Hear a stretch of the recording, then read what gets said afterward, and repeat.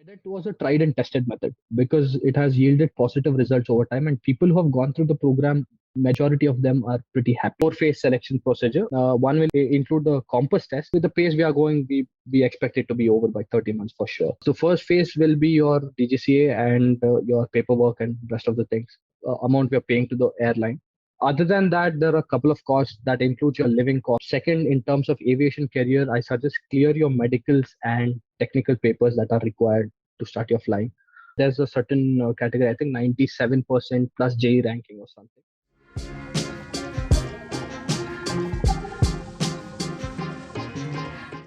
Hey guys, welcome to the Aviation Surf podcast. And on this episode, we've got Samarth, who is a Spicejet Cadet Pilot. And then today we're going to be speaking about the entire duration of the program, the selection process, and almost everything about the program itself. So Samarth, please introduce yourself and why you got involved in aviation and why you chose to become a pilot in the first place. Hey Junaid, thank you for inviting me to be here. It's always helpful, and I find it very interesting to help others who want to get into this field. Of course, that's one of the reasons even I am here. Someone helped me. Someone made me understand how aviation is. So for all the viewers, I'll try my best to simplify it and get it to one basic level so you all can understand and then decide whether you want to pursue this career. So basically, I am from Bangalore, Karnataka, in India. I'm the first person who's entering this field in my family, so I haven't got anyone I hadn't got anyone to guide me. When coming to your second question, what made me decide to be a pilot? Anyone who wants to get into aviation, they know. So when an aircraft flies overhead, if a person is not able to resist looking at it, it's pretty much simple. They are a big av geek and they want to get into this flying career. So even I was like that, probably in my third, fourth grade, and it was just that I want to become a pilot. I never knew what it takes, how, and couple of things. So over the years, I did my research and asked few people how it is and what's the scenario in India and everything. And to be frank, it was not very, very, glamorous and things like that. It was like, it's better if you avoid this career. It was that kind of feedback which I got. And then over the years, yes, I did my research and I thought, okay, maybe I can give it a try. And that's how I considered it. And then, of course, I met with a couple of captains who are my neighbors, and they are my mentors as of now also. So I asked them, I did my research, I consulted my parents. I wanted to do it right after my 12th, but my dad, being in a senior position, he always tells me that having one undergrad is always useful in your future aspects. So I did not realize it that time, but now after finishing it, I get it. So I'm a mechanical engineer. I did my engineering and then I got into this. Now I find it a lot useful. So that undergrad, what I learned in 4 years, other than technical subject, I would say the 4 years teaches you a lot of things in life: how It to does. make decisions, how to take your responsibilities, how to adapt to situations. So these are the skill sets which every pilot needs. So this is the 4 years where we can develop those skill sets. And trust me, even if you make mistakes, you have your parents and friends standing by you and you can always correct. But coming to this career here, the word mistake itself is a big mistake. You're not allowed to make mistakes. So Yeah. 4 years, you get 4 years, whichever course you take, explore yourself, understand what kind of a person you are, what is your capacity, what is your ideas and how things work. That exploration will come into picture once you get into a career like this. So I did my mechanical engineering, and then Spicejet opened up their cadet program. I was very keen on that. The time I finished my engineering, I was very keen on getting into one, so I just applied. Uh, I finished my screening test, and then after a couple of days, I think 2 weeks, I got my results telling I've been selected. So that's how I enrolled myself into Spicejet Cadet Program. Well, that's great because now you've told me the 4 years are not useless in the sense, but they're not useful as of now. But those 4 years actually opens a lot of things to a lot of other people as well. Those who want to switch careers. Take an example of what happened to the aviation the last few years. Is a lot of pilots who got furloughed actually switched careers as well because of they had an undergraduate degree with them or something as such. So that helps a lot. Now, Samarth, you also told me that you're the first person in your entire family to actually pursue this career. So how difficult was it to make your parents understand that you want this career and then make them understand that you want to become a pilot? Well, it was difficult. My parents are, I'm blessed to have a parents like mine. They're pretty much adaptive. They understand things. But for you to make a layman understand what aviation is, how career in this progresses, you need to be well informed. So my biggest task is, how do I get the information? I know I want to be a pilot. Where do I tell? What are the salaries? How is the progression, career progression? How do we start? What are the tests that are required? So what my job was, is before I told them, I mean, of course, I used to tell them what I want to become. I want to become a pilot, but I didn't make them sit down and tell, this is what my life is going to be. So before I did that, I did my homework of collecting the information, because what I believed in was, before I tell someone my final decision, I need to know whether I'm capable of doing it or not. So 3 years, I took my time, I benchmarked, I decided, I compared, I understood the financial requirements and everything. So once I put out a flowchart of everything, okay, this is how it is going to be, this is how things are. Once I planned everything, then is the time I told them, okay, so I don't know how you'll react to it, but nah, this is what I'm considering it. So they Mhm. were pretty, broad-minded. They told, okay, sure, go ahead, let me hear you out. Did you make So a that's when I presentation? uh, not a proper presentation as such, but of course I did have Google to, Google Okay. and show them this is how it is Mhm. going to be. Yeah. So I did all this research. I told them there are two different approaches to being a pilot in India. These are the requirements, medical requirements, all this, and this is how it is going to be, and this is how much it's going to cost. So they were pretty much interested. They told, okay, that's a nice choice you have made, but they always doubted my ability, whether I can do so many things. So I told, okay, like, now since you guys are okay with it, I just want to give it a shot. So they told, definitely take your time. So my target with me was, my dad told me one thing: so the time you finish your graduation, from then on I'll give you a year. You explore how much ever you want, enroll to whatever classes, courses, seminars, webinars, whatever you want. But at the one end of 1 year, I need a result. 1 year is all yours, and there's no limitation on where you want to travel and things like that. At the end of 1 year, I want you to come with a final conclusion that's either yes or a no. So I was lucky. The time my graduation finished, Spicejet opened up. So of course, by the time I had briefed my parents about cadet program, and the airlines which conduct cadet program in India and everything. So of course, my parents did their own research in their backend. They just went through what is cadet program and everything. And when I told I'm going to apply for this, they told, go ahead, give it a shot. Make sure you give your 100% in your selections and screening test. Come out with a positive result. Once you get selected, let's see whether it's a yes or a no. So that's how I began progressing towards the cadet program. Fair enough, actually. That's good because you did your own research and then you pitched all of the ideas towards your parents as well. Unless and until you don't have enough information on your side, it's very difficult to convey it on the other side as well. So Definitely. that's fair enough. That's a good thing you did. Coming towards this program, Samarth, now why did you choose SpiceJet especially? Because now we've got a lot of cadet programs going around the world. We've got Indigo, we've got Air Arabia programs. We've got other programs in the European sector as well, but then I think there's a visa restriction that takes place inside those programs. So why did you choose SpiceJet in the first place? There's one more question to it. Now, why did you choose a cadet program? Like a lot of pilots who go around getting their CPLs and they've getting their other ratings as well through a modular route or through an integrated route as well. So why did you choose getting it towards this path especially?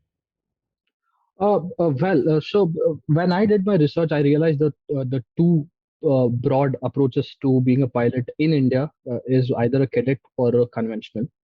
And cadet was a tried and tested method, because it has yielded positive results over time, and people who have gone through the program, majority of them are pretty happy.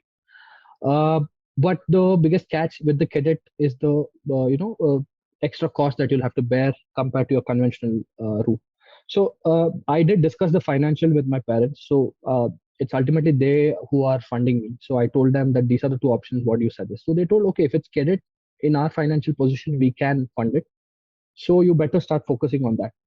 Coming to benchmarking cadet and conventional, one thing that cadet uh, uh, you know uh, shows is the standards of training are pretty high. Most of the cadet program, it's the airline that you will be dealing with from a day-to-day basis. So you will be molded in this airline atmosphere right from day one. You know how your airline works. You know what are the organizational structure. You know what are the goals, visions of your company. So this adds on to you being a pilot. So if you are a conventional, you have to come and start adapting to these while performing as a pilot. That is difficult at times. But with the cadet program, right from the beginning, right from training phases, they all know that we are all still learning. So even if we don't understand, we can ask queries, we can put a mail to the company. They're pretty responsive. They tell us this is how you progress, this is how you do. So this atmosphere creates a lot of difference. And during my orientation, the company, one of the senior person in the company told me this one thing: we don't need exceptional pilots. We need a person, and we will make them an exceptional pilot. So they are looking for this kind of people who can be molded into that airline atmosphere, which is very important.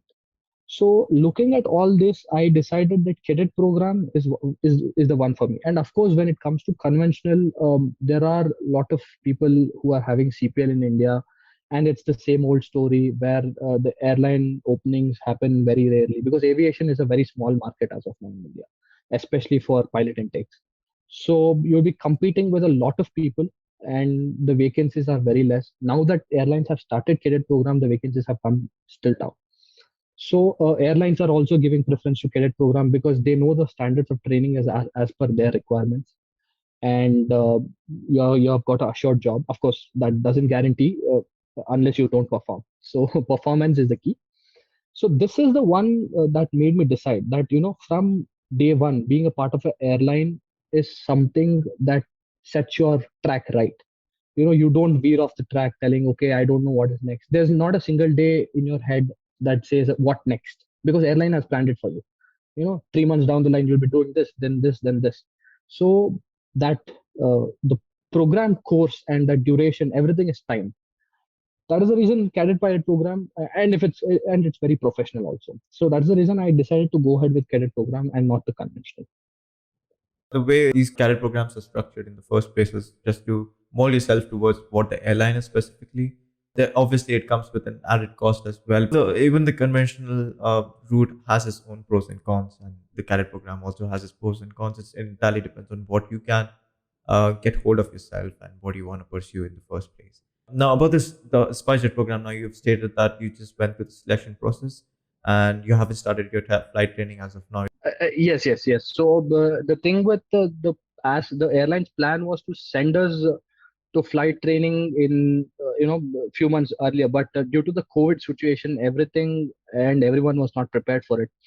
So there were travel restrictions, there were visa offices, embassies were shut down, and rest of the things. So what we did, the curriculum was restructured. So we had to come and clear our DGCA papers later on, but the airline told finish it up, prepare for the DGCA subject ground papers, which is a mandatory requirement, and then once you're done, you will be departing to US. So that is the scene now. We finished our DGCA subjects. We were given the ground classes as per the schedule, and once this thing is done, as of now, we are under visa process. Probably by this month, and we'll be departing out. Hopefully, now this program will coming to towards eligibility, the requirements for you to get inside the program in the first place. So, can you tell us a little bit about how the amount of eligibility was there, and then what requirements were there for you in order for you to apply? Definitely. So the basic is you have to be an Indian citizen. This program is designed for Indian citizens. Age limit is around 70 to 35 years at the time of applying to the program, and you have a height restriction of 5 feet 2 inches. And then minimum qualification being 10 plus 2 in PCM, that's physics, math, and chemistry, with English mandatory. And 60% is the minimum score requirement. uh, that's aggregate score, and you must be fluent in English, both verbal and written, and you must hold a valid Indian passport, and you should uh, possess a class 2 medical clearance, medical certificate, which is a requirement at the time of application. And once you get in, of course, there are a couple of things, like you need to get your class 1 also, you need to clear your FA class 1 and rest of the things. So these are the basic requirements when you need to register for the program. These are the things that you need to check for. Fair enough. The way you've stated us the requirements was just 10 plus 2. Now you've done your bachelor's in mechanical engineering, so you've been through 4 years of I don't know how many calculus subjects, how many A lot, algebra lots, subjects, lots. all of them, engineering maths especially, and physics as well. So it might be a piece of cake for you. But then, how was the selection process? Well, in that aspect, people who study a lot, like say people who have studied undergrad, postgrad, a lot of people are there in our course. So people who have studied higher this thing, so undergrad and postgrad, we tend to forget basics, Mm, and yeah. that is why where we struggle. So the selection test is pretty basic. They want to know how good at your good in you are at mental maths and basic math and things. So in engineering, of course, we all used to use calculators for everything. So I had to revisit the NCRT books, see how to do the mental math, calculate percentages mentally. So it is pretty basic, but it does need some revision, especially if you are far away from your PCM syllabus and things. It's a four-phase selection procedure. One will include the compass test that will determine your short-term memory, mental arithmetic, spatial orientation, and multitasking. So these are the broad tests they check through, and they have a minimum percentage. Of course, the airline doesn't reveal all those, but it's all computer-based tests. So once you clear those, you'll be moving to phase two. That is the complex control task. Now this varies accordingly, but what I went through is you will be made to use a joystick, rudder pedal, and thrust lever, and you will be made to fly an aircraft in the computer, and it is designed to veer away from the course. You have to get it back to the center line. So they just see how well your eye, foot, and hands coordinate. So how well you are with multitasking. So this is the phase two of the test. So each phase is separate. So unless you don't clear the previous phase, you're not allowed to sit for the next phase. So once phase one and two are done, you're moved to phase three. That's the psychometry. So psychometry is like they check whether you're mentally ready to be an airline pilot. So there are a couple of characteristics that a pilot needs. He needs to be patient, he needs to be understanding, and all those things. So this test is designed in such a way that you will be made to attend same questions in different ways. So they determine, I mean, of course, you can't get away by telling a lie here. So they determine what is your mental state, like what are you as a person, and they get a couple of parameters. Uh, Once you clear your psychometry, there'll be a 5-member panel interview with the senior captains, management people, HR, and everyone. So based on your psychometric result, that what is your result on the psychometry, they basically usually ask you a question. So if you are, say, for example, say your ability to pursue someone else is low, they tend to ask like they'll give you a scenario and ask like, how will you convince that this is what you want, and that person is not ready to listen to you, but your target is to convince him. So they determine how well you make decisions, how well you convince, and all these parameters. They might ask few technical questions, they might ask the company history, company background, and all the HR stuff. So once they determine that, okay, this person is qualified, this person is proper for as per our targets, and he can be made a good pilot. Once they determine all their parameters, that's when they will announce the result and they'll offer you to join the program. So that's how it is. Well, that's good. That they're very similar to the other cadet programs as well. Even the Indigo one had about 3 to 4 selection processes. Even the Area Repair one had about 3 to 4 selection processes. But the cadet pilots It's pretty actually much told it's me, as per the airline standards. That's how it yeah, is. exactly. And then they're not very stringent, but then obviously you need to know your stuff before you proceed with the selection process. Now, I don't know how much you can tell me because I think it happened during the COVID restrictions, during the COVID phase as well. But then how many people got selected amongst your classmates? I don't have the exact data because the screening test happened for a period of 3 days and it happened continuously for 3 months in Okay. 2020.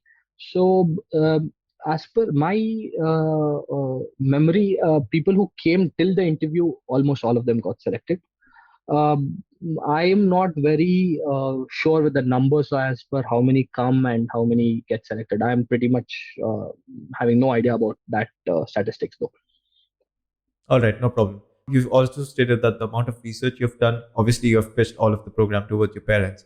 I know you might be knowing all of this stuff as well, but then how's the course structure? What are you expecting? Obviously, you've finished off your selection processes. So, your flying training, where does it happen?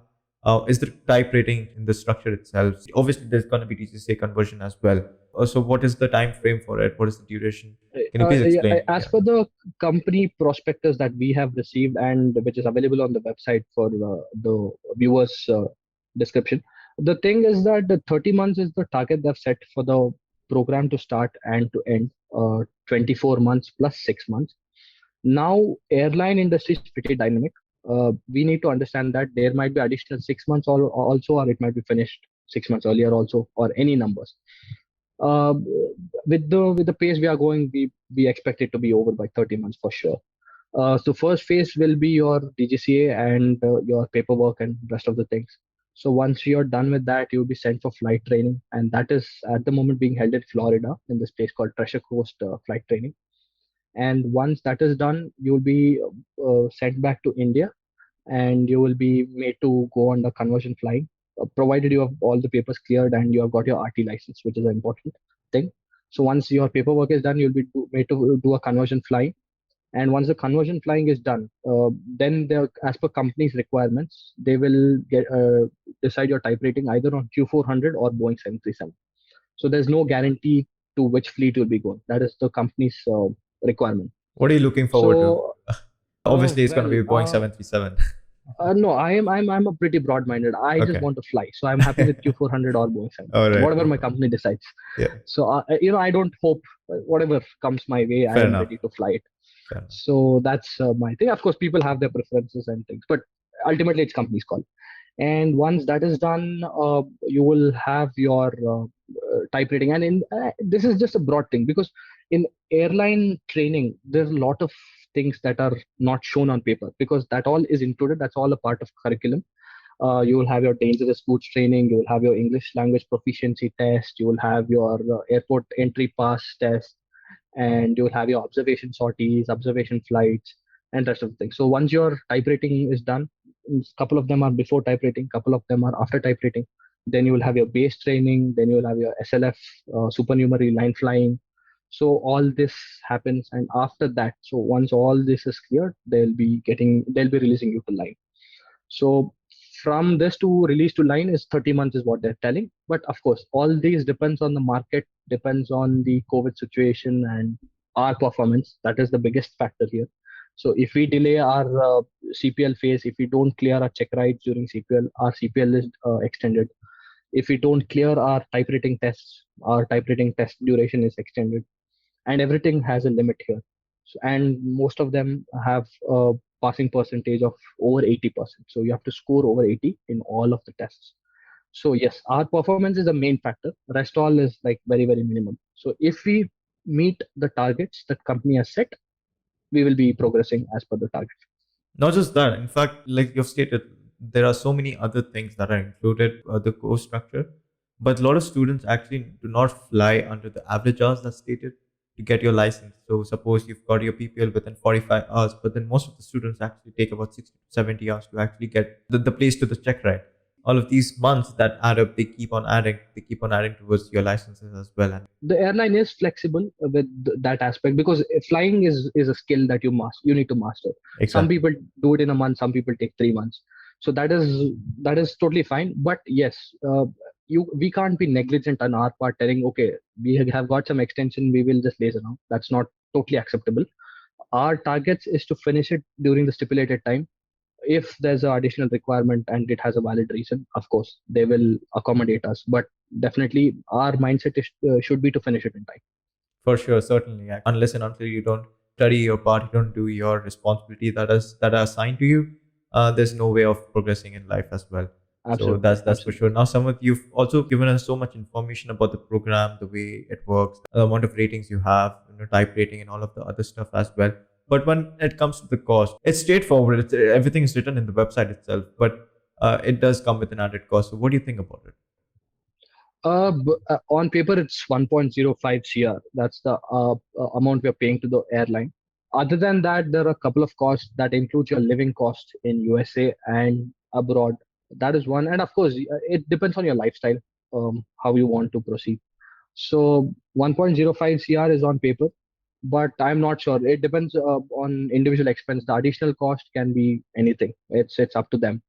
So whoever is taking the program, it's on their lifestyle. And suppose, for example, 1.05 CR covers all the tests for one time each.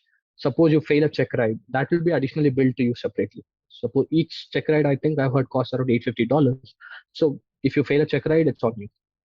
Eight So fifty these dollars. Oh things, my god. yes, it's a cost Yeah, per check, right? yeah. It's a lot. So that depends on us. That depends on us. Yes.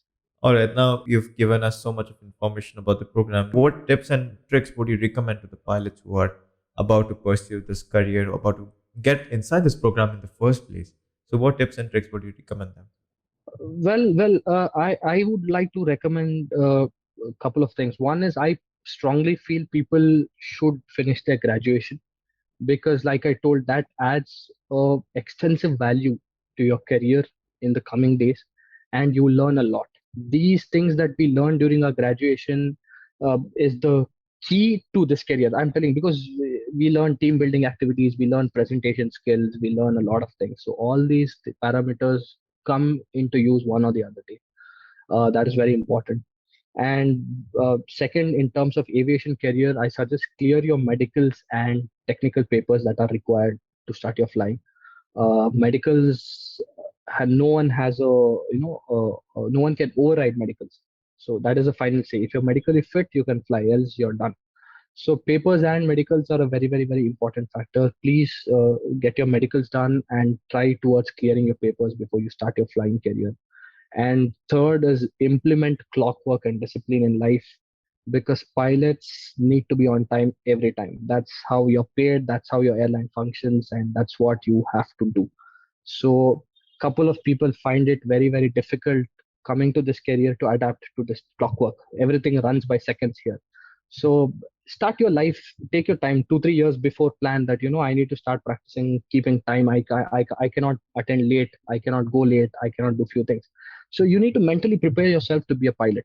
That is the key. So discipline in life is also very important. And fourth point being, learn to be responsible for your actions, because this is a career where you can't point fingers at. Whatever goes wrong, you're the key person, you're the first one who will be questioned, who will be made to answer, and you are answerable. We have signed up for this. Yes, but be responsible for your actions. Consider what you're doing is right or wrong. Make sure your actions are uh, right most of the time, because you have to nail it. And then fifth point, stay dedicated and focused, because aviation is a very, very dynamic career. Things won't go as per plan every time. If it is going great, but if it is not going as per plan, be ready to face it. So that is the key here. You have to be dedicated and you have to be focused. Amazing Else, it point. will Yeah. become difficult. Yeah. So this set of skills, if you build over time, it's very easier to get into an airline, get into this flying career. You won't find that extra stress that you have to change the ways of living. So it's, if you're following clockwork all your life, it is nothing new. You are just continuing it. But if you are being lethargic, late, and not having a proper discipline in life, once you get into this career, then you'll have a lot of repercussions, lot of headache over it. Although if you are like that, I strongly suggest start changing it now, because you won't have chances of getting in. Competition is pretty high. They always choose the best. So this is my tip for the people who want to get into this career. Exactly, amazing points. Loved it what you have stated now, because you've got to mentally prepare in what you want to pursue in life, and unless and until you don't have the mindset in what you actually want to do and what you actually want to pursue in life, it's very difficult to move around. The airline lifestyle, especially, it's not for everyone, and it has its own drawbacks as well, but then it has its own pros and cons as well. So it's fair enough. You've stated in a very brief manner, and then you've mentioned all of the points which I was hoping for you would. All right, now just coming to one more other point. Well, now they did mention they do provide scholarships to the students. Now, do you have any information regarding that? Did you get any scholarships when you actually got selected for this program? I didn't belong to the scholarship category. There's a certain category, I think 97% plus JE ranking or something. But I have heard a couple of people in my batch who have received scholarship. Of course, we don't discuss the financials. It's up to the individual. But yes, they do provide scholarships, and there's a certain quota to it. There's a certain limitation to number of scholarships they provide in a year. If a person is meeting the scholarship criteria, I think yes, the airline is providing the scholarship. I'll be putting down the link towards the website anyways, so you can go through it. And I did mention, did appoint a few scholarships to other students as well. So something is better than nothing. So it's all right. Yeah, definitely. Now coming Right. towards the end of this podcast, Thomas, thank you so much for coming. Now we've got a few rapid fire questions, if you don't mind. Yeah, sure, sure. Go ahead, no issues. All right, so I'm pretty sure you're going to be biased about this, but then which is one airline you actually want to work for in the future? Well, I was pretty nostalgic because my second flight, long haul, say multi-engine flight, was in Spicejet back in 2007 or 8, I guess. So I was just going through the picture, and now I'm going to work for the same airline. So I was like, whoa, this is really great. So I'm proud of my airline. So it's Spicejet that I'm looking forward to work for. All right, fair enough. So that's it. Fair enough. Which is one aircraft you actually want to get type rated to, but then you won't be able to get type rated in the first place, but then you always wanted to. Which is one aircraft you always wanted to? I always wanted to fly the A380 because Okay. it has always ignited that spark in me, like Yeah. 6 feet people controlling a huge plane. So Yeah. it was A380. It is my goal to at least sit in a A380's cockpit and experience the flight one day. Fair enough. I think you would. For me, it was the Boeing 717, was it? And then Oh, MD-11 as well. So oh, pretty old, pretty MD-11 old. is a Yeah, great aircraft. non-existent Yes, planes, yes, but yes. then I've always wanted to get type rated in these kind of planes. Which is one tip you actually wanna, just one tip you wanna give to the pilots who are gonna pursue this career? Just one of them, which they have to keep in their mindset for very long. That is, in fact, I had asked the same question to a very, very, very senior aviator long time ago. Like, what is one tip that golden rule or a tip that Yes. all Yeah. pilots should follow? And now I think that's a damn serious thing that everyone should follow. That is, follow your SOP, standard operating procedure, no deviation, whatever the circumstances, go by the book, because that is the only thing that can save us. So implement, if possible, implement it to your life. Go by the rules and laws and regulations, and that's the golden tip I would like to give everyone. Very well said. Thank you. Thank you so much, Samarth, for coming over this podcast and sharing so much of information regarding the program, so much of tips and stuff as well to the cadet pilots who want to pursue this career, who want to get inside this cadet program, especially. So, thank you so much for coming over. I hope I can get you back on the podcast as well once you've got your type rated and once you've flown your aircraft as Definitely, well. definitely. Thank you very much for inviting me. It was my pleasure coming down on this podcast and talking a few things out. And of course, I hope whatever information I gave helps the people who are viewing this. And if there's any queries, they can always get back to me or you. For sure. That would be very nice. For sure. I'll be linking on your social media profiles down below. So anyone who wants to contact Samarth has to just go forward.